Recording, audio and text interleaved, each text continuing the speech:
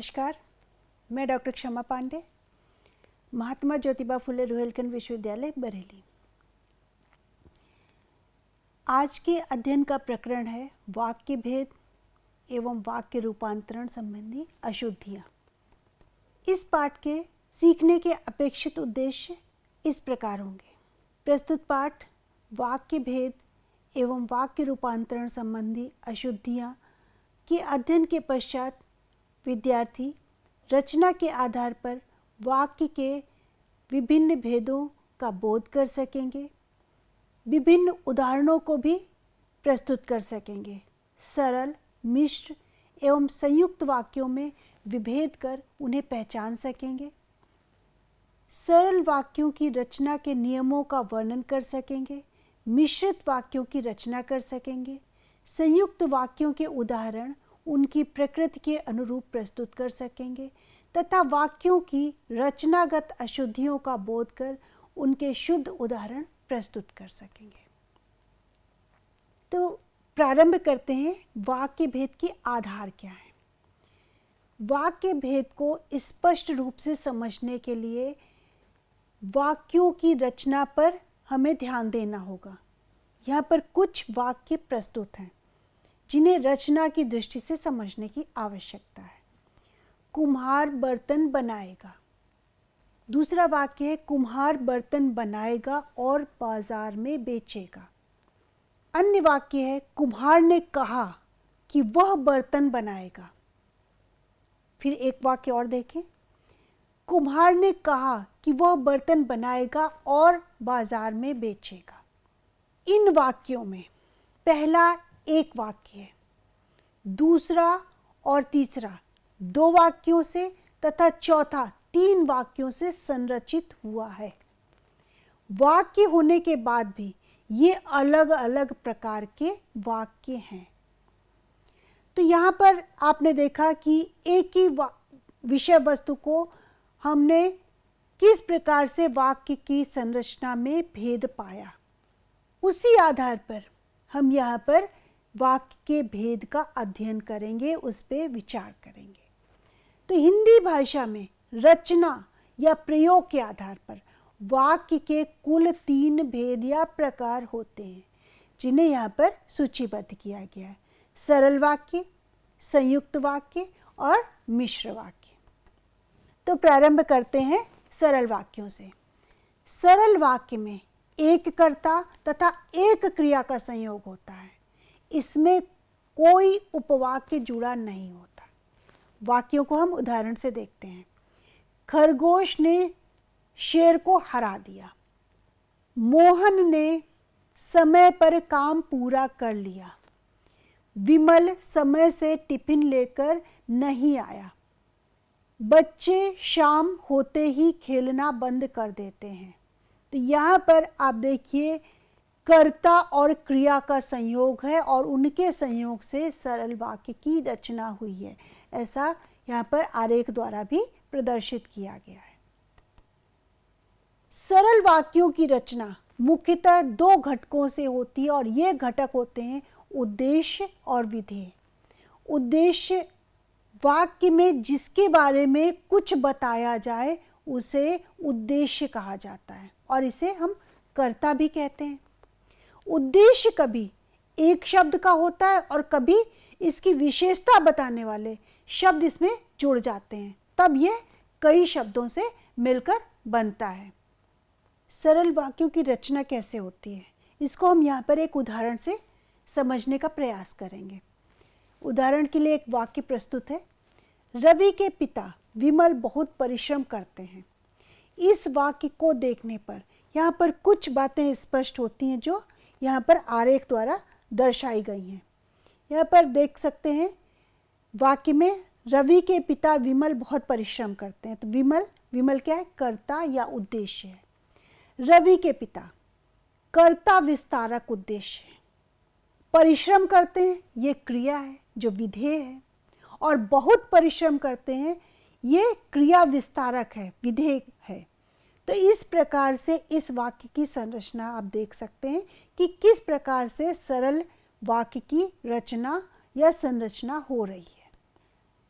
यहाँ पर इस वाक्य को देखने पर यह स्पष्ट होता है कि सरल वाक्य में एक एक उद्देश्य अर्थात कर्ता और विधेय अर्थात एक क्रिया होती है, इसलिए इन्हें सरल वाक्य कहा जाता है। अब बात करेंगे संयुक्त वाक्य की। हिंदी भाषा के ऐसे वाक्य जिसमें दो से अधिक उपवाक्य उपस्थित होते हैं तथा वे दोनों किसी निर्दिष्ट योजक शब्द की सहायता से आपस में संयुक्त होते हैं तो उन्हें संयुक्त वाक्य कहा जाता है। संयुक्त वाक्य को कैसे पहचानेंगे, उसके कुछ नियम यहाँ पर बताए जा रहे हैं। संयुक्त वाक्य में पाए जाने वाले सभी उपवाक्य साधारण होते हैं। संयुक्त वाक्य के सभी उपवाक्य स्वतंत्र होते हैं। संयुक्त वाक्य में अनेकों उपवाक्य भी पाए जाते हैं। संयुक्त वाक्य में मौजूद उपवाक्य को आपस में जोड़ने के लिए किसी निर्दिष्ट योजक शब्द का प्रयोग किया जाता है और वो निर्दिष्ट योजक शब्द क्या होते हैं ये हम आपको बता रहे हैं। ये होते हैं किंतु, परंतु, लेकिन, अथवा, या, तथा, एवं, बल्कि। इस प्रकार के शब्द निर्दिष्ट योजक शब्द कहे जाते हैं। संयुक्त वाक्य की पहचान के लिए कुछ और उदाहरण यहाँ पर प्रस्तुत किए जा रहे हैं और वहाँ पर आप देखिएगा कि निर्दिष्ट योजक शब्द कैसे प्रयोग किया गया है। पहला उदाहरण देखते हैं। रमन बहुत मेहनत करता है लेकिन सफलता पाने में असफल हो जाता है। उदाहरण को ध्यानपूर्वक देखने से स्पष्ट होता है कि इसमें दो उपवाक्य उपस्थित हैं, जिसमें से पहला उपवाक्य रमन बहुत मेहनत करता है और दूसरा उपवाक्य क्या है, सफलता पाने में असफल हो जाता है। ये दो उपवाक्य उपस्थित हैं। इन दोनों उपवाक्य को आपस में जोड़ने के लिए एक निर्दिष्ट योजक शब्द का भी प्रयोग किया गया है। वो कौन सा है, लेकिन। और इसी वजह से इसलिए ये संयुक्त वाक्य बन जाता है। संयुक्त वाक्य भी चार प्रकार के होते हैं। इसमें पहला प्रकार है संयोजक। जब एक साधारण वाक्य दूसरे साधारण या मिश्रित वाक्य से संयोजक अवयव द्वारा जुड़ा होता है तो वो क्या होता है, संयोजक। जैसे राधा गई और रीता आई। ठीक है, स्पष्ट है। दूसरा प्रकार है विभाजक। जब साधारण अथवा मिश्र वाक्यों का परस्पर भेद या विरोध का संबंध होता है तो वहां पर क्या होता है, विभाजक। वह पढ़ता तो बहुत है पर पास नहीं होता, क्या है, परस्पर भेद है। विकल्प सूचक। जब दो बातों में से किसी एक को स्वीकार करना होता है तो वहां पर क्या होता है, विकल्प सूचक। जैसे या तो मैं जीतूंगा या खेलना ही छोड़ दूंगा। यहां पर दो विकल्प हैं। परिणाम बोधक। जब एक साधारण वाक्य दूसरे साधारण या मिश्रित वाक्य का परिणाम होता है तो परिणाम बोधक होता है वो। आज मैं बहुत व्यस्त था इसलिए मैं तुमसे नहीं मिल सकूंगा। अब बात करेंगे मिश्र वाक्य की। हिंदी भाषा में ऐसे वाक्य जिसमें किसी प्रधान उपवाक्य के अलावा कई आश्रित उपवाक्य मौजूद होते हैं उन्हें विशेष रूप से मिश्र या मिश्रित वाक्य कहते हैं। अब हम कैसे पहचानेंगे कि मिश्र वाक्य कौन से हैं, तो उनकी पहचान के क्या नियम होते हैं। मिश्र या मिश्रित वाक्य में एक से अधिक आश्रित उपवाक्य पाए जा सकते हैं लेकिन प्रधान उपवाक्य एक ही होगा। मिश्रित वाक्य में एक मुख्य उद्देश्य तथा एक मुख्य विधेय के साथ साथ एक से अधिक सकर्मक क्रियाएं पाई जाती हैं। मिश्रित वाक्य में आश्रित उपवाक्य का आरंभ एक योजक शब्द के साथ होता है।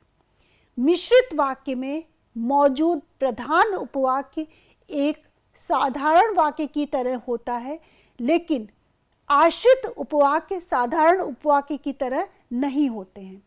यदि किसी वाक्य के सभी उपवाक्य किसी योजक शब्द के साथ आरंभ होते हैं तो उस वाक्य का अंतिम वाक्य प्रधान उपवाक्य कहलाता है। यहाँ पर एक विशेष बात जो याद रखने की है, वाक्य के अंदर आने वाले जो, जिन्हें, जितना, जैसे, क्योंकि और इस प्रकार के शब्द जो आते हैं उन्हें क्या कहते हैं? योजक शब्द। अब यहाँ पर मिश्र वाक्य के कुछ उदाहरण प्रस्तुत किए जा रहे हैं और मिश्र वाक्य को पहचानने के लिए इन उदाहरणों को ध्यानपूर्वक समझने की आवश्यकता है। तो एक वाक्य है, रिमझिम ने खाना खाया और विश्राम किया। इस वाक्य को ध्यान से देखें तो प्रधान उपवाक्य और आश्रित उपवाक्य क्या है? रिमझिम ने खाना खाया, यह प्रधान उपवाक्य है और आश्रित उपवाक्य क्या है? विश्राम किया। और इसमें योजक क्या है? और। तो इस प्रकार से यह मिश्र वाक्य बना प्रधान उपवाक्य और आश्रित उपवाक्य के मिलने से। इस वाक्य को हम और स्पष्ट करते हैं कि इसमें दो वाक्य मौजूद हैं, जिसमें से प्रधान उपवाक्य रिमझिम ने खाना खाया और आश्रित उपवाक्य विश्राम किया। इसमें आश्रित उपवाक्य को प्रधान उपवाक्य के साथ एक शब्द योजक इससे जोड़ा गया और ये योजक शब्द क्या है? और। इस प्रकार से यह एक मिश्र वाक्य बन गया और यहाँ पर इसकी पहचान के लिए आवश्यक है कि इसमें एक प्रधान उपवाक्य है, एक आश्रित उपवाक्य है और एक योजक शब्द है। अब हम बात करेंगे कि वाक्य रचना की अशुद्धियां क्या क्या होती हैं, क्योंकि बहुत बार ऐसा होता है कि हमें व्याकरण के नियमों का पूरा ज्ञान नहीं होता है, इसलिए हम वाक्य रचना में अशुद्धियां करते हैं। उदाहरण के लिए, यदि किसी व्यक्ति को यह ज्ञान नहीं है कि प्रायः आकारांत विशेषण अपने विशेष अर्थात संज्ञा के लिंग वचन के अनुसार अन्वित होते हैं या बदलते हैं, तो इस प्रकार की अशुद्धियां हो जाती हैं। जैसे यहाँ पर प्रथम स्तंभ में अशुद्ध वाक्य दिया गया और द्वितीय स्तंभ में शुद्ध रूप दिया गया है वाक्य का। छोटा बच्ची भाग रही है, वाक्य अशुद्ध है और इसका शुद्ध रूप क्या होगा? छोटी बच्ची। काली हिरन दौड़ रहा है, ये अशुद्ध रूप है, इसका शुद्ध रूप क्या होगा? काला हिरन। इसी प्रकार यदि किसी को वाक्यों में आने वाले विभिन्न पदों का सही क्रम नहीं मालूम होगा तो वह वाक्य रचना संबंधी गलती कर सकता है। यहाँ पर हम उदाहरण प्रस्तुत कर रहे हैं अशुद्ध वाक्य का। एक फूलों की माला ले आइए। यहाँ पर एक फूल की माला नहीं होती, यहाँ पर पदक्रम संबंधी अशुद्धि है और पद का क्रम बदलेंगे। फूलों की एक माला, मतलब हमें एक माला चाहिए क्योंकि माला का निर्माण फूलों से होता है, तो वाक्य में पदक्रम संबंधी अशुद्धि है। लोग ये कौन हैं? यहाँ पर भी वाक्य अशुद्ध है, तो यहाँ पर क्या होगा? पदक्रम ये कौन, फिर आगे लोग आ जाएगा। यदि कोई यह नहीं जानता कि वाक्य में एक प्रेरक संज्ञा होने पर प्रथम प्रेरणार्थक तथा दो प्रेरक संज्ञाएं होने पर द्वितीय प्रेरणार्थक क्रिया का प्रयोग होता है, तो वो वाक्य अशुद्ध हो सकता है। इसे भी हम वाक्य में प्रयोग करके उदाहरण के रूप में समझने का प्रयास करेंगे। तो अशुद्ध वाक्य हम लेते हैं।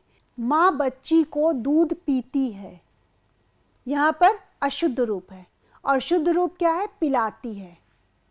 माँ आया से बच्चों को दूध पिलाती है, यहाँ पर अशुद्ध रूप है, शुद्ध रूप क्या होगा? पिलवाती है। कभी कभी व्याकरणिक दृष्टि से अशुद्ध होने पर भी भाषा में कुछ वाक्य प्रयुक्त होने लगते हैं। ऐसे वाक्यों को मानक या अमानक के आधार पर शुद्ध या अशुद्ध ठहराया जाता है। दिल्ली तथा उसके आसपास इस प्रकार के वाक्य बोले और सुने जाते हैं। जैसे वो अशुद्ध होते हैं, अशुद्ध वाक्य के रूप में कैसे प्रयोग होते हैं ये हम बताना चाह रहे हैं। जैसे मैंने दिल्ली जाना है, अब ये अशुद्ध है, इसका शुद्ध रूप क्या होगा? मुझे दिल्ली जाना है। वाक्य का दूसरा अशुद्ध रूप देखिए, मेरे को एक किताब चाहिए। हम व्यावहारिक प्रयोग में भी इस वाक्य को प्रयोग करते हैं और जबकि ये अशुद्ध है, इसका शुद्ध रूप क्या होगा? मुझे एक किताब चाहिए। अतः वाक्य रचना की अशुद्धि के मूल में तो निश्चित ही व्याकरणिक नियमों की सही जानकारी का न होना ही प्रमुख कारण है। अशुद्धियों को इंगित करते समय इन अशुद्धियों के कारण भी कक्षा में विद्यार्थियों को बताए जाने चाहिए। कारण जानने के बाद समान प्रकार की अशुद्धियों की पुनरावृत्ति फिर नहीं होती है। वाक्य रचना में जो अशुद्धियां होती हैं इसके बहुत सारे कारण हो सकते हैं।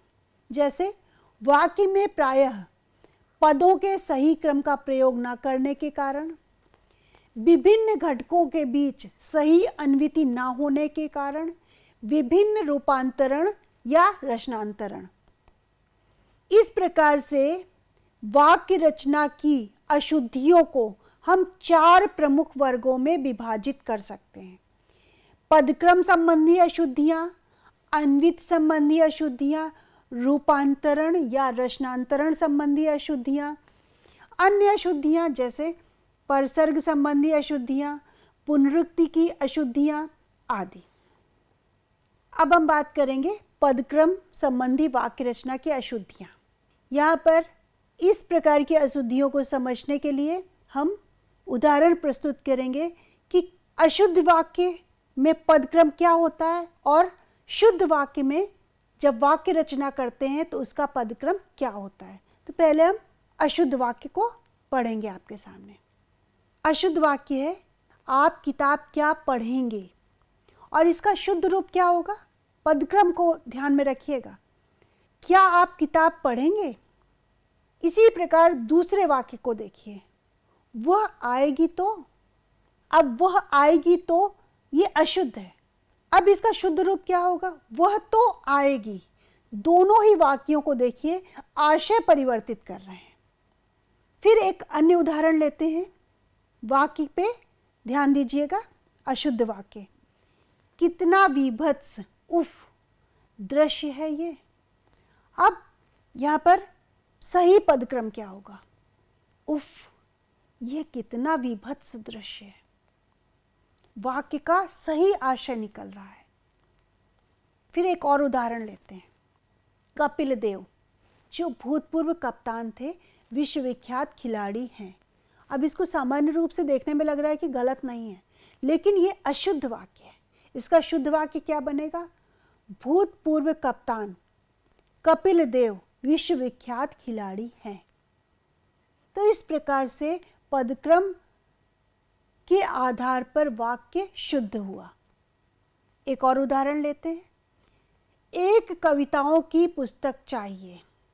अब यहाँ पर कोई भी पुस्तक ऐसी नहीं होगी जिसमें एक कविता हो, तो यहाँ पर पदक्रम की अशुद्धि की वजह से वाक्य का आशय अनुचित हो रहा है। इसका शुद्ध वाक्य क्या होगा? कविताओं की एक पुस्तक चाहिए। पुस्तक एक है, कविताएं उसमें ज़्यादा हैं, तो इसका सही आशय निकल रहा है। इस प्रकार से ये शुद्ध वाक्य हुआ। आगे देखते हैं। बेटा श्याम का है वो। अब यहाँ पर क्या कहना चाह रहा है? वाक्य कौन सा संदेश देना चाह रहा है स्पष्ट नहीं हो रहा। अगर इसका शुद्ध वाक्य बनाया जाए तो ये बनेगा, वह श्याम का बेटा है। आगे एक और उदाहरण देखते हैं। बच्चे को प्लेट में रखकर खाना खिलाओ। हास्यास्पद है। बच्चे को प्लेट में रखकर खाना खिला सकते हैं? नहीं, ये अशुद्ध वाक्य है। लेकिन रोजमर्रा की जिंदगी में हम इस तरीके के वाक्यों को प्रयोग में लाते हैं। इसका शुद्ध वाक्य क्या होगा? बच्चे को खाना प्लेट में रखकर खिलाओ। खाना प्लेट में रखा जाएगा ना, तो पदक्रम की ये विशिष्टता वाक्य का सही आशय प्रकट करती है। फिर एक और उदाहरण लेते हैं। 4 बजे कल स्टेशन जाऊंगा मैं। यहाँ पर भी वाक्य में प्रवाह नहीं है। इसका शुद्ध वाक्य क्या होगा? मैं कल 4 बजे स्टेशन जाऊंगा। और एक और उदाहरण देखते हैं। उपन्यास ये किसने लिखा है? अब वाक्य का आशय उचित नहीं प्रतीत हो रहा। इसका शुद्ध वाक्य क्या होगा? यह उपन्यास किसने लिखा है। अन्वित संबंधी वाक्य रचना की अशुद्धियां क्या होती हैं? अभी आपने पदक्रम देखा, अब हम इन उदाहरणों में देखेंगे कि अन्वित संबंधी वाक्य रचना की अशुद्धियां क्या होती हैं और किस प्रकार से हम उनके अशुद्ध वाक्यों को शुद्ध कर सकते हैं। आप यहाँ बैठो, इसका शुद्ध वाक्य क्या होगा? आप यहाँ बैठिए। मुझे किताब पढ़ना है। अब यहाँ पर ये अशुद्ध वाक्य है और सामान्य आधार पर देखें तो ये कोई त्रुटिपूर्ण वाक्य नहीं दिख रहा है, लेकिन इसमें त्रुटि है। इसका शुद्ध वाक्य क्या होगा? मुझे किताब पढ़नी है। एक और वाक्य देखते हैं। डॉक्टर साहब आपको बुलाए हैं। ये अनुचित है। इसका शुद्ध वाक्य क्या है? डॉक्टर साहब ने आपको बुलाया है। एक और उदाहरण देखते हैं। मदन, मीरा या भाभी जी बता सकते हैं। ध्यान दीजिएगा, यहाँ पर कह रहे हैं भाभी जी बता सकते हैं। इसका शुद्ध वाक्य क्या होगा? मदन, मीरा या भाभी जी बता सकती हैं। आगे एक और वाक्य देखते हैं। मोहन कुत्ते को डंडे से मारा। अब ये वाक्य अपूर्ण सा लग रहा है, इसका अर्थ स्पष्ट नहीं हो रहा। इसको हम शुद्ध वाक्य के रूप में कैसे बना सकते हैं? तो 2 रूप में बना सकते हैं। मोहन कुत्ते को डंडे से मारता है, इसका अर्थ स्पष्ट है। अब इसका दूसरा वाक्य कैसे बन सकता है जो शुद्ध हो? मोहन ने कुत्ते को डंडे से मारा। तो दोनों का अभिप्राय एक ही है, वाक्य रचना परिवर्तित है, लेकिन दोनों ही शुद्ध हैं। एक और उदाहरण लेते हैं। क्या आप खाना खा लिए हैं? ये भी अशुद्ध वाक्य है। इसके शुद्ध वाक्य को हम देखते हैं। क्या आपने खाना खा लिया है? और इसका दूसरा रूप इस प्रकार से बनेगा, क्या आप खाना खा चुके हैं? तो दोनों ही शुद्ध आशय प्रस्तुत कर रहे हैं और इस दृष्टि से ये शुद्ध वाक्य है। अब हम बात करेंगे रूपांतरण या रचनांतरण संबंधी अशुद्धियों की। तो प्रारंभ करते हैं वाच्य परिवर्तन से। वाक्य का कर्तृवाच्य से अकर्तवाच्य तथा अकर्तवाच्य से कर्तवाच्य दोनों में रूपांतरण संभव है, पर आधारभूत वाक्य कर्तवाच्य ही होने चाहिए। अतः कर्तवाच्य के वाक्यों को अकर्तवाच्य में परिवर्तन करने वाले 3 नियमों का भी हमें ध्यान में रखना चाहिए। ये नियम क्या है? हिंदी में कर्ता तथा कर्म का स्थान परिवर्तन वैकल्पिक है। जैसे बच्चा दूध पीता है, बच्चे के द्वारा दूध पिया जाता है, या दूध बच्चे के द्वारा पिया जाता है। सामान्य कथन के रूप में वक्ता चाहे तो कर्ता को कर्म के स्थान पर तथा कर्म को कर्ता के स्थान पर ले जा सकता है और चाहे तो यथावत भी रख सकता है। दूसरा नियम क्या है? कर्ता के बाद सदैव के द्वारा या द्वारा अथवा से परसर्ग लग जाता है। प्रायः बोलचाल की भाषा में विधानवाचक वाक्यों में द्वारा या के द्वारा तथा निषेधात्मक वाक्यों में से का प्रयोग होता है। जैसे लड़के पेड़ काट रहे हैं, तो वाक्य क्या बनेगा? लड़कों के द्वारा पेड़ काटा जा रहा है। रजनी नहीं चल पा रही, रजनी से नहीं चला जा रहा है। और तीसरा नियम, अधिकांश क्रिया रूपों में जा यह रूप जुड़ जाता है। जैसे गाया जाता है, किया जाता है, सोया गया आदि। बच्चा नाच रहा है, बच्चे के द्वारा नाचा जा रहा है। मीना भोजन नहीं बना रही है, मीना से भोजन नहीं बनाया जा रहा है। तो इस प्रकार से जा जुड़ जाता है। अकर्तवाच्य की रचना करते समय कुछ क्रियाओं के बिना जा वाले जा रूप व्युत्पन्न अकर्मक भी संभव है। जैसे आधार वाक्य क्या है? रमा भोजन नहीं बना पा रही, तो क्या बनेगा? रमा से भोजन नहीं बनाया जा रहा और रमा से भोजन नहीं बन रहा। तो इस प्रकार से भी वाक्य रूपांतरित होते हैं। आधार वाक्य, मजदूर पेड़ नहीं काटते हैं। कैसे बनेगा इसका वाक्य? मजदूरों से पेड़ नहीं काटा जाता। और दूसरा वाक्य कैसे बन सकता है इसका? मजदूरों से पेड़ नहीं कटता। अब बात करेंगे प्रेरणार्थीकरण की। सरल वाक्यों को प्रेरणार्थक वाक्यों में रूपांतरित करने की जो प्रक्रिया होती है वो प्रेरणार्थीकरण कहलाती है। इस रूपांतरण में एक और अकर्मक या सकर्मक क्रिया को प्रेरणार्थक क्रिया में बदला जाता है, तो दूसरी ओर प्रेरक संज्ञाओं का प्रयोग किया जाता है। जैसे बच्चा दूध पीता है, माँ बच्चे को दूध पिलाती है। इस वाक्य में माँ प्रेरक संज्ञा एक है और बच्चा दूध पीता है। इसको देखें, माँ आया से बच्चे को दूध पिलवाती है। इस वाक्य में माँ एवं आया दो प्रेरक संज्ञा है। इसलिए यह ध्यान रखना चाहिए कि हिंदी में क्रिया का प्रथम प्रेरणार्थक रूप प्रायः आ जोड़कर तथा द्वितीय प्रेरणार्थक रूप व जोड़कर बनाया जाता है। जैसे पीना एक मूल क्रिया है और इसका प्रथम प्रेरणार्थक क्या बन सकता है? पिलाना। और दूसरा प्रेरणार्थक क्या बन सकता है? पिलवाना। दूसरा उदाहरण देखते हैं मूल क्रिया का, चलना। इसका प्रथम प्रेरणार्थक क्या होगा? चलाना और द्वितीय प्रेरणार्थक चलवाना। प्रायः द्वितीय प्रेरणार्थक क्रिया दो प्रेरक संज्ञाएं लेती है, पर ऐसा हमेशा नहीं होता है। कुछ द्वितीय प्रेरणार्थक क्रियाएं ऐसी भी हैं जो केवल एक ही प्रेरक संज्ञा लेती है। जैसे नौकर कपड़े धोता है, माँ नौकर से कपड़े धुलाती है। धोता का क्या हुआ? धुलाती। माँ नौकर से कपड़े धुलवाती है। मजदूर काम करते हैं, वह मजदूरों से काम कराता है। और दूसरा वाक्य देखें, वह मजदूरों से काम करवाता है। तो पहले में कराता और दूसरे में करवाता।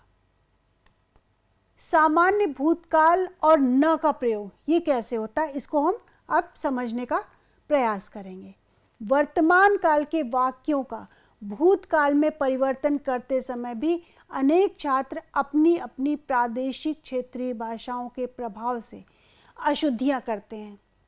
तो इसलिए हमें हिंदी में भूतकाल बनाने के कुछ नियमों को जानना आवश्यक है, जो इस प्रकार हैं। भूतकाल बनाते समय धातु में आ प्रत्यय जोड़ा जाता है। यदि धातु व्यंजनांत है अर्थात अंत में व्यंजन है तो आ ही बना रहता है, लेकिन धातुओं में आ का परिवर्तन या में हो जाता है।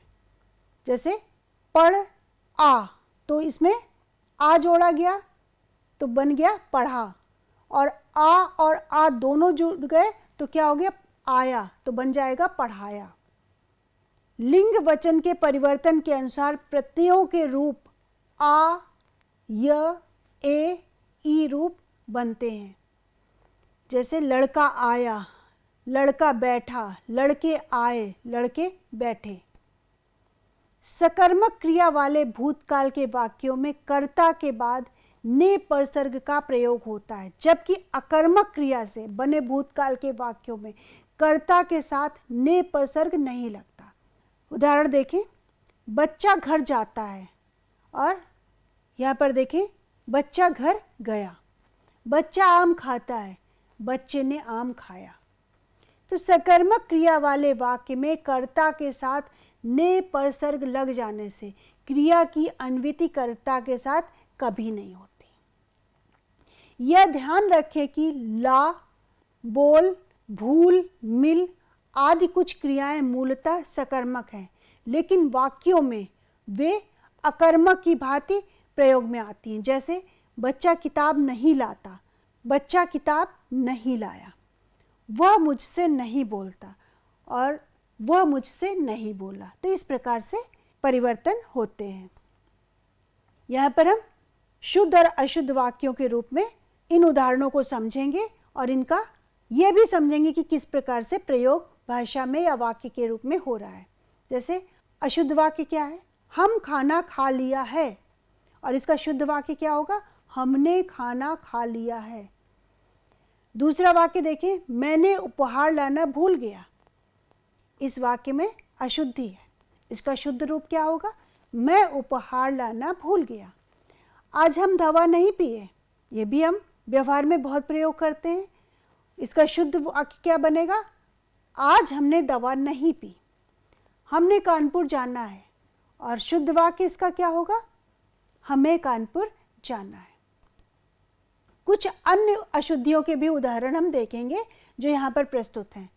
अन्य अशुद्धियों में परसर्ग संबंधी अशुद्धियाँ, पुनरुक्ति की अशुद्धियाँ प्रमुख हैं। इनके अलावा वाक्य निर्माण में कुछ और भी अशुद्धियाँ हो सकती हैं जिन्हें हम वाक्य में प्रयोग करके सीखने का प्रयास करेंगे। इसके लिए यह प्रयास किया जाएगा कि पहले आपके समक्ष अशुद्ध वाक्य प्रस्तुत किया जाए, फिर उस अशुद्ध वाक्य का शुद्ध वाक्य रूप प्रस्तुत किया जाए। तो यहाँ पर हम आरंभ करते हैं एक अशुद्ध वाक्य से। किताब छत में पड़ी है। इसका शुद्ध वाक्य क्या होगा? किताब छत पर पड़ी है। दूसरा अशुद्ध वाक्य लेते हैं, पेड़ में पत्ते गिर रहे हैं। इसका शुद्ध वाक्य, पेड़ से पत्ते गिर रहे हैं। हम आमों को खा रहे हैं। ये एक अशुद्ध वाक्य है और इसका शुद्ध वाक्य क्या होगा? हम आम खा रहे हैं। इसी प्रकार एक और अशुद्ध वाक्य लेते हैं, मुझे यह काम जरूरी से करना है। और इसका शुद्ध वाक्य क्या बनेगा? मुझे यह काम जरूर करना है। कभी कभी एक ही शब्द का दो अलग अलग तरीकों से एक वाक्य में प्रयोग कर दिए जाने से वाक्य अशुद्ध हो जाता है। जैसे वाक्य को ध्यान से देखिएगा, कृपया मेरे घर पधारने की कृपा करें। यहाँ पर कृपया और कृपा दोनों का अर्थ एक ही है और एक ही वाक्य में दोनों का प्रयोग भी अनुचित है, इसलिए यह वाक्य अशुद्ध होगा। इसका शुद्ध वाक्य क्या होगा? मेरे घर पधारने की कृपा करें। या ऐसे भी वाक्य बन सकता है, कृपया मेरे घर पधारें। पुनरुक्ति संबंधी अशुद्धियों के कुछ और उदाहरण हैं यहाँ पर, जिससे आपको विषय और समझ में आएगा। अशुद्ध वाक्य आपके सामने प्रस्तुत है। आपको केवल 10 रुपये मात्र ही दे सकता हूँ। यहाँ पर केवल और मात्र दो शब्द ऐसे हैं जो एक ही आशय रखते हैं, अर्थात उनकी पुनरुक्ति हो रही है। तो शुद्ध वाक्य ये बन सकता है, आपको केवल 10 रुपये दे सकता हूँ। और इसका दूसरा वाक्य क्या बन सकता है? आपको 10 रुपये मात्र दे सकता हूँ। इस तरीके से वाक्य का निर्माण होगा। एक और अशुद्ध वाक्य लेते हैं, उसने अपनी बात सप्रमाण सहित प्रस्तुत की। स में सहित अंतर्निहित है, तो सप्रमाण का अभिप्राय वही हुआ जो होता है प्रमाण सहित। तो इस दृष्टि से यह वाक्य भी अशुद्ध हुआ। इसका शुद्ध वाक्य कैसे बन सकता है? उसने अपनी बात प्रमाण सहित प्रस्तुत की। ये एक तरीका हुआ वाक्य बनाने का। इसका दूसरा तरीका भी हो सकता है, जैसे उसने अपनी बात सप्रमाण प्रस्तुत की। तो इस प्रकार से ये दोनों वाक्य शुद्ध हो जाएंगे और पुनरुक्ति दोष से हम बच सकते हैं। अब हम बात करेंगे सर्वनाम संबंधी अशुद्धियों की। तो उसके कुछ उदाहरण यहाँ पर प्रस्तुत हैं अशुद्ध वाक्य के रूप में। मेरे को उस प्रश्न का उत्तर नहीं आता। ये अशुद्ध वाक्य है। इसका शुद्ध वाक्य क्या होगा? सर्वनाम पर आप ध्यान केंद्रित करिएगा। इसका शुद्ध वाक्य होगा, मुझे उस प्रश्न का उत्तर नहीं आता। दूसरा वाक्य लेते हैं, मैंने थोड़ी देर में खाना खाना है। यह अशुद्ध वाक्य है। इसका शुद्ध वाक्य क्या बनेगा? मुझे थोड़ी देर में खाना खाना है। अब हम बात करेंगे उपसर्ग और प्रत्यय का अनावश्यक प्रयोग। इसे भी समझाने के लिए हम आपके सामने कुछ उदाहरण प्रस्तुत करेंगे। अशुद्ध वाक्य देखिए, बेफिजूल की बात मत करो। यहाँ पर बेफिजूल शब्द पर ध्यान केंद्रित करिए और यह वाक्य को अशुद्ध बनाता है। इसका शुद्ध वाक्य क्या होगा? फिजूल की बात मत करो। इसी प्रकार दूसरा उदाहरण देखिए, समय की महत्वता समझनी चाहिए। तो दोनों ही वाक्यों में उपसर्ग और प्रत्यय का अनावश्यक प्रयोग है। तो दूसरे वाक्य का शुद्ध रूप क्या होगा? समय का महत्व समझना चाहिए। स्पष्ट है? अब आगे बढ़ते हैं। न कारक चिन्ह का प्रयोग न होना। अशुद्ध वाक्य में हम इसे देखते हैं। तुम उठकर देखे हो। शुद्ध वाक्य इसका क्या बनेगा? तुमने उठकर देखा है। एक और उदाहरण देखिए, कौन कहा है? और इसका शुद्ध रूप, क्योंकि यह अशुद्ध वाक्य है तो शुद्ध वाक्य क्या बनेगा? किसने कहा है। अब बात करते हैं प्रयोजन परक वाक्यों में कारक चिन्हों का अशुद्ध प्रयोग किस प्रकार होता है। तो अशुद्ध वाक्य में देखते हैं कि किस प्रकार वाक्य अशुद्ध होता है प्रयोजन परक वाक्यों में जब कारक चिन्ह का अशुद्ध प्रयोग हो। आज मैंने करना ही है। हम बहुतायत में लोगों से सुनते हैं इस प्रकार के वाक्य। ये अशुद्ध वाक्य है। इसका शुद्ध वाक्य क्या होगा? आज मुझे करना ही है। एक और वाक्य लेते हैं, आज अखिल ने जाना है। इसका शुद्ध वाक्य क्या होगा? आज अखिल को जाना है। आगे हम देखेंगे बहुवचन रूपों में चाहिए के स्थान पर चाहिए का प्रयोग कर देते हैं। ए में चंद्र बिंदु लगा देते हैं।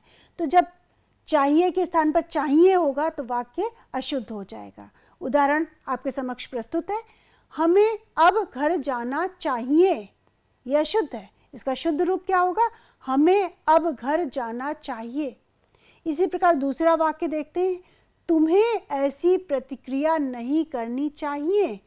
ये अशुद्ध हो गया। इसका शुद्ध वाक्य क्या बनेगा? तुम्हें ऐसी प्रतिक्रिया नहीं करनी चाहिए। उपवाक्यों का सही क्रम न होना भी वाक्य को अशुद्ध बना देता है। इसे भी हम अशुद्ध वाक्य के उदाहरण से समझने की कोशिश करेंगे, फिर वाक्य को शुद्ध करेंगे। तो पहले अशुद्ध वाक्य लेते हैं, उसी लड़के से जिसको दी थी पुस्तक मांगो। अब यहाँ पर आप देखिए उपवाक्यों का क्रम क्या है, इसलिए ये वाक्य अशुद्ध है। अब इसका शुद्ध रूप क्या होगा? शुद्ध रूप में उसी लड़के से पुस्तक मांगो जिसको दी थी। दूसरा वाक्य देखिए, गाड़ी जैसे बैलगाड़ी चलती हो इतनी धीमे चल रही थी। अगर हम इसे भाषा में प्रयोग करें तो इतनी अशुद्धि नहीं दिख रही है, लेकिन इसका अगर हम शुद्ध रूप देखें तो हमें स्वयं ही ज्ञात हो जाएगा कि उपवाक्यों का क्रम सही नहीं है, इसलिए ये अशुद्ध वाक्य है। तो इस वाक्य गाड़ी जैसे बैलगाड़ी चलती हो इतनी धीमी चल रही थी का शुद्ध रूप क्या होगा? गाड़ी इतनी धीमी चल रही थी जैसे बैलगाड़ी चलती हो। अब हम बात करेंगे निषेधात्मक वाक्यों में संयुक्त क्रिया का प्रयोग होना। प्रथम उदाहरण अशुद्ध वाक्य का आपके समक्ष प्रस्तुत है, मोहन ने काम करके नहीं दिया। यह अशुद्ध वाक्य है। इसका शुद्ध वाक्य क्या होगा? मोहन ने काम नहीं किया। एक और अशुद्ध वाक्य, कितना कहा पर वह आकर नहीं दिया। इसका शुद्ध वाक्य क्या होगा? कितना कहा पर वो नहीं आया। तो इस प्रकार से आपने पूरे पाठ को ध्यानपूर्वक सुना और ये पाठ यहाँ पर समाप्त होता है। पाठ के अंत में वाक्य रचना के सार बिंदु आपके समक्ष प्रस्तुत हैं। सार्थक शब्दों का व्यवस्थित समूह जो आशय प्रकट कर सकने में समर्थ हो वाक्य कहलाता है।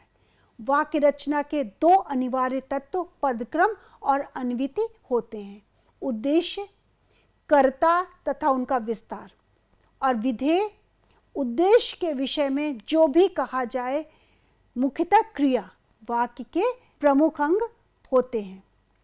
अर्थ के आधार पर 8 भेद, विधानवाचक, निषेधवाचक, आज्ञार्थक, प्रश्नवाचक, इच्छावाचक, संदेहवाचक, विस्मयादिबोधक तथा संकेतवाचक।